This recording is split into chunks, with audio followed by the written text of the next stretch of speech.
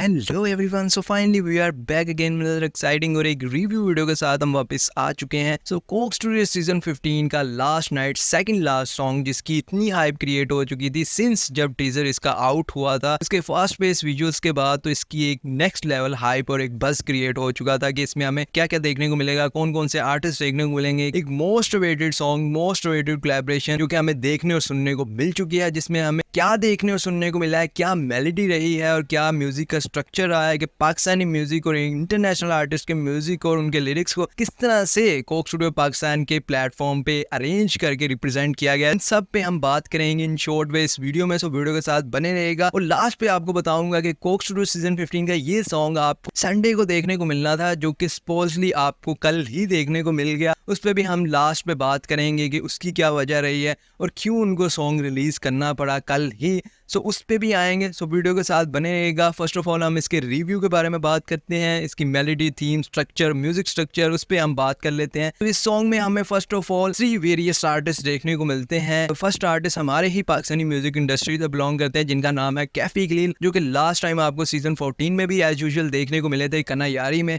और एक blockbuster hit रहा कोक स्टूडियो सीजन 14 का, नो डाउट। सो कोक स्टूडियो सीजन 15 में अगेन कैफी इज बैक, और सिंस डे 1 जब हमें पता लगा था कि कैफी होने वाले हैं, तो हमने ये कंसीडर आउट कर लिया था कि या तो ये सैड सॉन्ग देंगे या फिर एक डांसी फोक टाइप बीट टाइप्स हमें सॉन्ग देखने को मिलेगा। और फाइनली वही हुआ, हमें एक बीट टाइप और डांसिंग थीम का एक सॉन्ग देखने को मिल चुका है। और इसकी एक बहुत कैची थीम रही है, बहुत मज़ेदार थीम रही है कि आप इस सॉन्ग को सुनेंगे तो आप डांस करने पे मजबूर हो जाएंगे, क्योंकि आपको इसमें कैफी क्लीन तो देखने को मिले हैं, साथ में क्विक स्टाइल भी देखने को मिले हैं।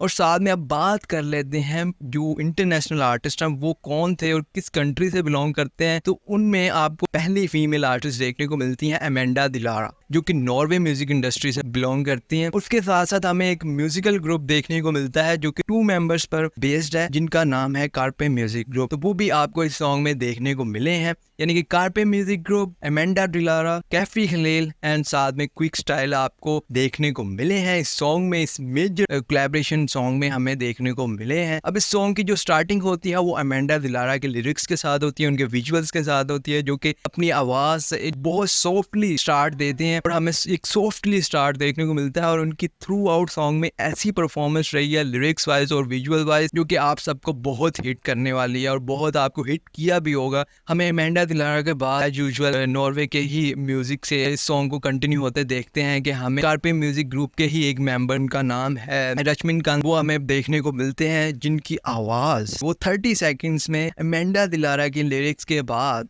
हमने जो सुना है, और स्पेशली बहुत से जो व्यूअर्स हैं, बहुत से जो लिसनर्स हैं, उन्होंने मेरी तरह गूज बम्स फील किए होंगे। कार्पे म्यूजिक ग्रुप के एक मेंबर जिनका हमें स्टार्टिंग पे 30 सेकंड्स में ही अमेंडा दिलारा के बाद देखने और सुनने को वो मिलते हैं। उनकी जो लिरिक्स थे, जो उनकी मेलोडी थी, जिस तरह से उसको रीअरेंज किया गया था, तो उन्होंने 30 सेकंड में ही गूज बम्प्स दे दिए थे कि वो चीज़ देखने और सुनने को मिली जो कि आज तक हमने कहीं ना देखी थी ना सुनी थी।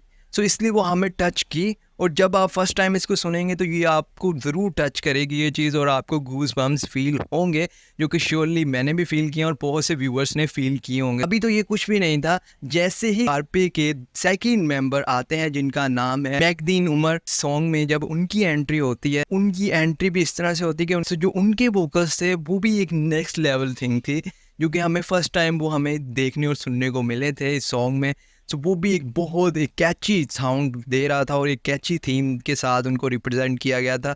सो इसके बारे में हम ज़्यादा बात नहीं कर सकते, क्योंकि लिरिक्स पे आप जाएंगे तो आपको 20 मिनट्स चाहिए हैं इसके लिरिक्स को अंडरस्टैंड करने में, उनकी लिरिक्स और म्यूज़िक को अंडरस्टैंड करने में। इसलिए म्यूज़िक और उनकी जो लिरिक्स थे वो बहुत अच्छे तरीके से अरेंज किए गए थे। नॉर्वे म्यूजिशियंस का यहाँ पे होता है टाइम अप, और इसके बाद हमें देखने को मिलते हैं हमारे मोस्ट अवेटेड आर्टिस्ट, जिनको सुनने के लिए श्योरली आप भी स्टार्टिंग से बैठे होंगे, और वो हमें मिड में जाके कैफी खलील देखने को मिलते हैं। और कैफी खलील ने जो लिरिक्स को रिप्रेजेंट किया है उसमें एक्सपेक्ट ही नहीं कर सकते कि उस टाइम भी सेकंड टाइम गूज बम्प्स फील हो गए थे, और मैं कह रहा था कि बस ये सॉन्ग यहाँ से उठ गया, वहाँ उस लेवल तक पहुँच गया था कैफी खलील की वजह से। जब बार बार इस सॉन्ग को सुनेंगे तो आपको कैफी का जो काम है वो बहुत टच करने वाला है, और कैफी के ही लिरिक्स आपको बहुत टच करेंगे। और अमेंडा दिलारा के जो वोकल्स हैं वो भी आपको बहुत एक नेक्स्ट लेवल वाइब देंगे इस सॉन्ग में। उसके बाद फिर अगेन हमें अमेंडा दिलारा देखने को मिलती हैं जो कि अपने अगेन एक बैकिंग वोकल्स के साथ और अपने वोकल्स को सॉफ्टली रिप्रेजेंट करते हुए ऐसी मेलोडी और ऐसी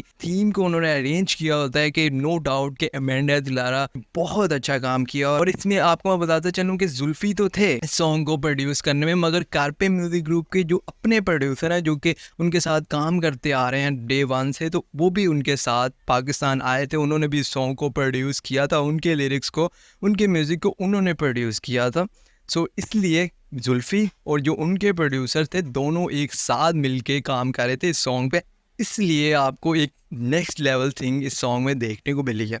अब मैं अपने ओपिनियन से अगर बताऊं तो इसमें अभी भी कुछ चेंजिंग्स आप कर सकते थे, इसमें कुछ और इम्प्रूवमेंट्स हो सकती थी, क्योंकि लास्ट में जो इस सॉन्ग को लेके जाया जाता है जब वहाँ पे सारे गैदर करते हैं तो वहाँ पे कुछ ऐसी फीलिंग मुझे आ रही थी कि यहाँ पे कुछ और भी हो सकता था, यानी कि कैफ़ी को टाइम दिया जा सकता था। इसमें कैफ़ी की जुगलबंदी हमें देखने को मिलती तो वो एक नेक्स्ट लेवल थिंग होती, बट वो नहीं हुआ अनफॉर्चुनेटली, जिसकी वजह से लास्ट पे सॉन्ग थोड़ा सा वीकली लगता है। बट ओवरऑल सॉन्ग आपके सामने उसकी मेलोडी, उसकी थीम और स्ट्रक्चर जो कि बहुत अच्छा था। और साथ साथ मैं आपको बताता चलूँ कि जो क्विक स्टाइल हैं स्टार्टिंग से लेके एंडिंग तक जो अपने डांस मूव्स के साथ इस सॉन्ग को कंटिन्यू रखा है, अगर आप स्टाइल को इस सॉन्ग से रिप्लेस कर दें 50% वो एक रिप्रेजेंटेशन है वो ख़त्म हो जाएगी। क्योंकि जैसे अमेंडा दिलारा के सामने क्विक स्टाइल के मेंबर आते हैं, उनको वो विजुअली रिप्रेजेंट कर रहे हैं और साथ में थ्रू आउट सॉन्ग हमें उनके मूव्स देखने को मिल रहे हैं। और एक मूव मुझे बहुत स्पेशली टच किया था जिसमें आप देख सकते हैं कि स्टार्टिंग पे ही वो ऐसा मूव क्विक स्टाइल की तरफ से देखने को मिला था जो कि आप अब इस मूव को ही अगर आप देखें ना तो आप कह लेंगे कि बिल्कुल ये डिजर्व करते हैं, इसलिए उनको 9 सॉन्ग्स में एज अ कोरियोग्राफ के तौर पे रखा गया था। उन खुद जब वो स्क्रीन पर आए हैं तो उन्होंने उस सॉन्ग को उड़ा के रख दिया है। उनके डांस मूव्स और उनकी कोरियोग्राफ सब कुछ ऑन पॉइंट था और क्विक स्टाइल ने सॉन्ग को 50% और बूस्ट किया था। उनकी रिप्रेजेंटेशन और विजुअल जो उन्होंने रिप्रेजेंट किया है कोक स्टूडियो वाला ने, उसमें क्विक स्टाइल नो डाउट की डिड अ ग्रेट जॉब। बाद में जब इसमें 2 बार या 3 बार एक ऐसा जंपिंग मूवमेंट आता है जब वो पिया पिया कॉलिंग को रिप्रेजेंट करते हैं तो देन एक जंप सा आता है, तब आपको एक डांस टाइप बीट फील होती है जो कि आप प्योरली इंजॉय करने वाले हैं और कर भी रहे होंगे। बहुत से लोग इसको ऑन लूप अभी तक सुन रहे हैं, ऑन रिपीट सुन रहे हैं। खुद इसमें एक की फैक्टर्स हैं जो कि हिट कर रहे हैं और हिट करते रहेंगे। बात कर लेते हैं कि जो कि आपको लास्ट नाइट ये सॉन्ग 8 बजे देखने को मिला था, उस टाइम पे हमें मैजिकल जर्नी देखने को मिल गई थी, वो भी उसका पार्ट 1। तो ये क्या सीन था, बस था कोक स्टूडियो की तरफ से जो कि क्रिएट किया जा रहा था। तो कोक स्टूडियो का बेसिकली प्लान ये था कि वो आपको मैजिकल जर्नी प्रोवाइड करेगा और कारपे म्यूज़िक और नॉर्वे म्यूज़िक और पाकिस्तानी म्यूज़िक के साथ आपको अटैच करेगा और एक हाइप क्रिएट करेगा, क्योंकि viewers no doubt magical journey को देखेंगे क्योंकि वो क्यूरियस हैं कि मैजिकल जर्नी आगे सडनली, तो मैजिकल जर्नी को देखेंगे।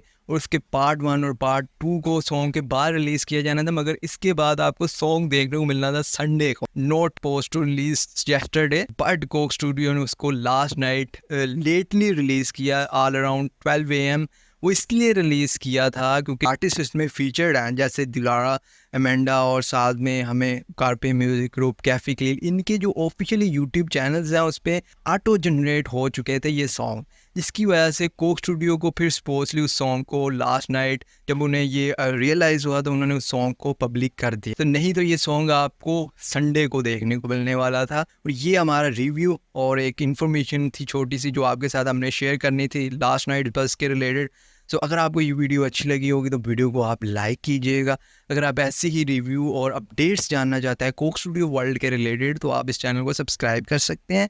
अपने फ्रेंड्स, फैमिली, रिलेटिव्स के साथ ज़रूर इस वीडियो को शेयर कीजिएगा जो कि कोक स्टूडियो वर्ल्ड से स्टे अपडेटेड रहना चाहते हैं। सो आपके क्या थॉट्स हैं इस मेजर कोलैबोरेशन को लेके, इस मेजर एक सॉन्ग को लेके जिसकी बहुत एक हाइप और बज़ क्रिएट थी, आप कमेंट सेक्शन में बता सकते हैं। मैं आपसे मिलूंगा ऐसी मज़ेदार इंटरेस्टिंग वीडियो के साथ नेक्स्ट टाइम। टिल देन अल्लाह हाफिज़, बाय बाय, पीस आउट।